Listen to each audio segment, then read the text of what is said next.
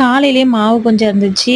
இட்லி ஊத்தி, தேங்காய் சட்னி அரைச்சி குடுத்துட்டேன் டிஃபனு. அப்புறம் மதியம் ரைஸ் வச்சுட்டு, வெண்டைக்காய் பொரியலும், சாம்பார் இருந்துச்சுல அதை வச்சாச்சு.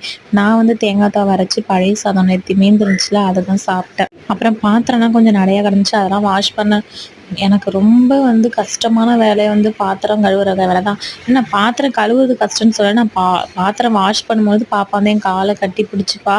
அந்தாண்ட போகவே மாட்டா. கிடரங்காய் ஊறுகாய் தான் செஞ்சேன். ரொம்ப நாளாக வாங்கிட்டு அப்படியே ஃப்ரிட்ஜில் இருந்துச்சு. இன்றைக்கி தான் எடுத்து கிடரங்காய் ஊறுகாய் செஞ்சுருந்தேன்.